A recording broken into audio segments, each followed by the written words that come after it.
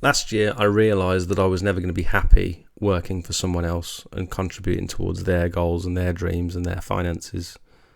I'm quite a creative person, and I feel like working for someone else in any industry, I've been in many, that I'd never be able to express myself fully, and that I'd never be able to reach my full potential. I always thought I saw these people that had been in the same job for 20 or 30 years, and I just can't imagine doing that. I can't imagine devoting that much of my life towards a company or someone else's business. It just wasn't going to work for me. So last year I bit the bullet and thought it's time to actually do something with my life. I was approaching 30 and I have all these ideas running through my head all the time about different things that I think would be a viable business opportunity, inventions.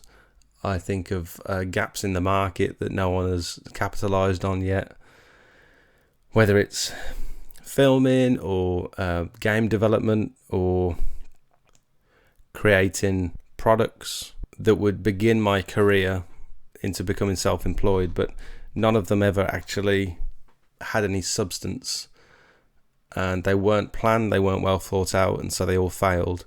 But last year I thought about starting a pressure washing business, and I presented it to my girlfriend, and I said, these are the startup costs.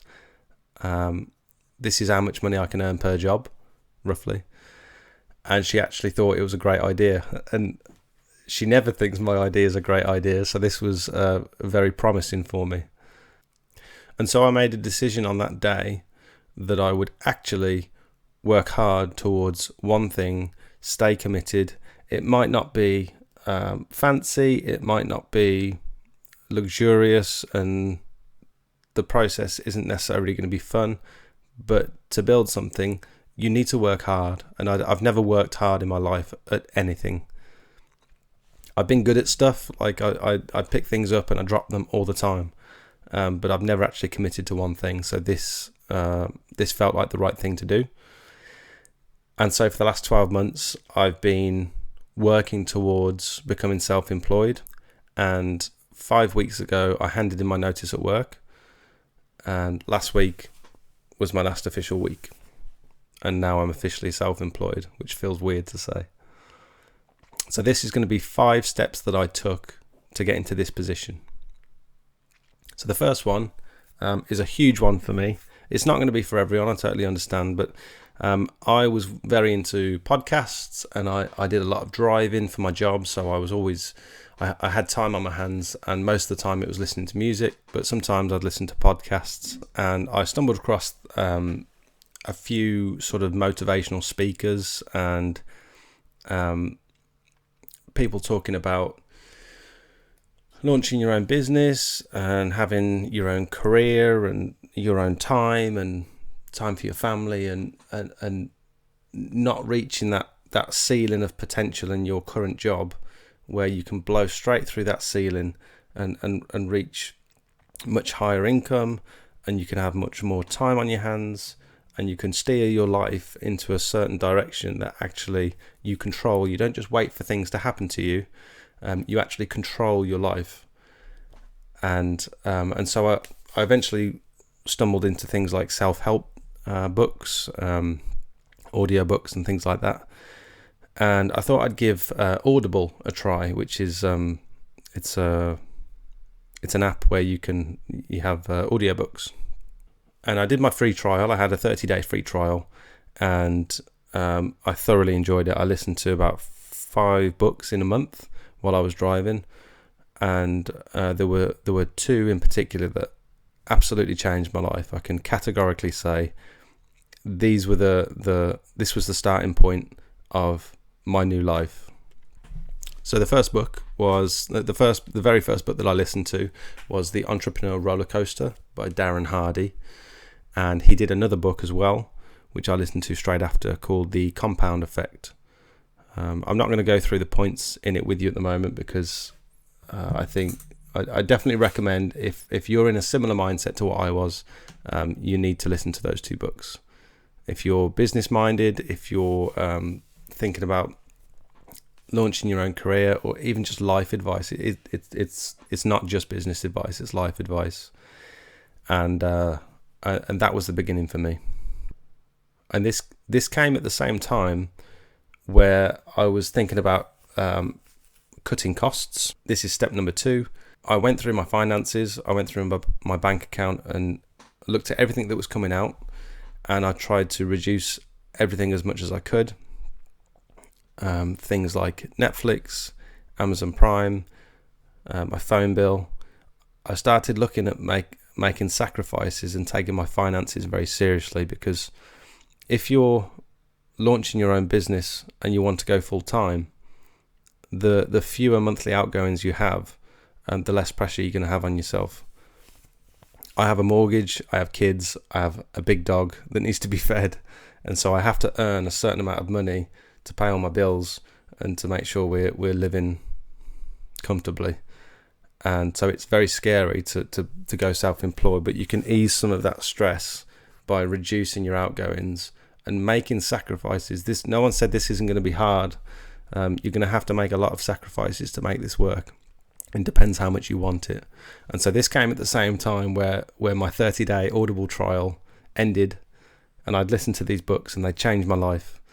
But the subscription was $7.99 a month, and I didn't want to pay it, so I didn't. I held off for like 3 months. I literally just downloaded it the other day again, and now the subscription's gone up to £10 a month, which I'm not very pleased about, but it's worth the sacrifice because I need to listen to those books again. So on top of saving your money and cutting all your costs, I didn't take any profits for the first 12 months from the business. So everything that I'd earned, it's difficult because you've got cash, you've got all this money sat in your bank account that you're earning on top of your current wage. Because I was doing things on the side, I was doing it in evenings, weekends, and I had all this extra money, but I had a goal, and I was determined that it would either go back into the business where I'd get upgraded equipment and I'd get myself to a point where I didn't need to buy anything else once I'd left my job. So I got everything I needed. I eventually got my van, I got a water tank, I got a nice machine, I got everything. And so it meant when I did come to leave, I didn't have any expensive outgoings. I didn't have to buy anything on top of what I already had. And it put me in a really good position. So I didn't take any profits. And my advice to you would be either don't take any profits and reinvest it into the business, or pay off some debts. I think everyone's got debts. You've probably got something on finance, you've got a credit card, you've got all these things that have built up over the last few years. And no one likes doing it because you've just worked hard for the last 12 months earning all this extra money. The last thing you want to do is pay off credit cards or loans or whatever. But it's the most sensible thing to do if you're going to become self-employed. The third thing on the list is what I like to call the 1% rule. And I learned this in one of the books. I think it was The Entrepreneur Roller Coaster, or the Compound Effect. He worded it slightly differently, but what I took from it is that I would do something, at least one thing every day that will contribute towards the business. So whether it's creating an advert, or posting a before and after picture on my Facebook page, or printing some business cards, or servicing my equipment. It could be something as simple as adding a few things onto your spreadsheet where you keep all your costs and your receipts and stuff like that. Anything will do. It just has to be 1%. You don't have to do 100% all in one day or all in 1 week. You don't have to get everything done in 1 week, because you'll burn yourself out.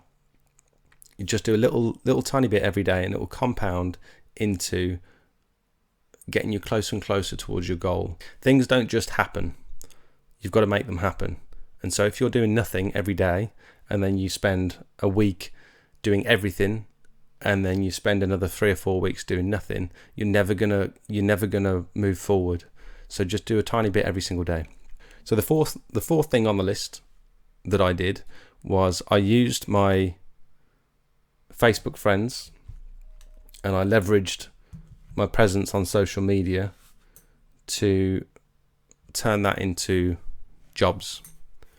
And so I do odd jobs for friends and family. They'd always be paid because they want to support me. I'd never do sort of mates rates, or I'd never do freebies or anything like that. If people wanted something doing, they would pay for it. And off the back of that, I'd have before and after pictures. I'd probably have someone down the road that comes and asks if I can do theirs at the same time. I created my Facebook page. I posted all these pictures to the page, everything that I was doing, spread them out over several days, so you don't have to post all your pictures at once. Just do maybe one every day, and then you can share that to your normal Facebook page. And so all your friends and family will see these. They'll comment on them, they'll like them. If I did my mum's drive, for example, my mum would share that post, and then all her friends would see it. And I had 3 or 4 people contact me just after doing my mum's drive. I had a lady down the road who got me to wash and seal her patio. All these jobs came from just posting one picture. And if you've got some sort of presence anywhere, just leverage it and use it to your advantage. I barely had to do any advertising. I had a plan a couple of months back to put about £500 into advertising, and all I've done so far is actually just print business cards, because I've got too much work coming in. I don't have to advertise at the moment. And it could be the same for you on Instagram or TikTok. I'm not sure too much. I'm not sure how well TikTok would work for you, but you could try that. So number 4, using social media to your advantage.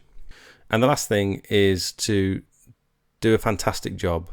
So if you're like me, you've had multiple jobs in the past, you've cut corners because you don't believe in it, or you don't want to work hard for someone else, and this is not the time to do it.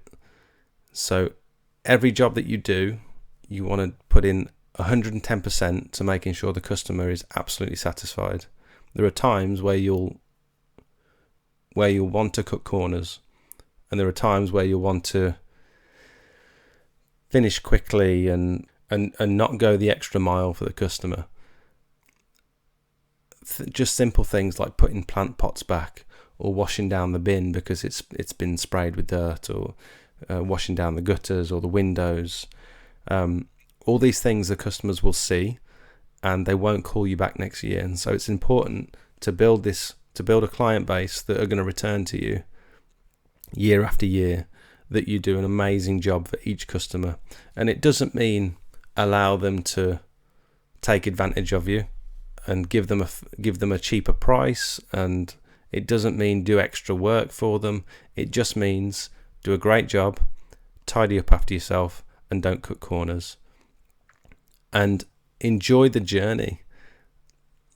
I don't know about you, but when I imagine success, or where I want to be in 10 years' time, I can't visualize it, because I don't know when I'm going to be satisfied. I don't know when I have a certain figure in the bank that'll mean I'm successful. I don't know when I'm going to get to the point where I'm spending enough time with my family every week. I don't know what that number is of hours. I don't know where I want to live. I don't necessarily have like a 10-year plan, and so I don't know what success looks like. But in the meantime, I'm just going to enjoy the journey, because I don't know. I'm not suddenly going to wake up one day and think, I've made it, this is it, I feel great, I feel happy, I'm successful. And I don't think it comes to a point. I think it's a journey, it's an ongoing thing.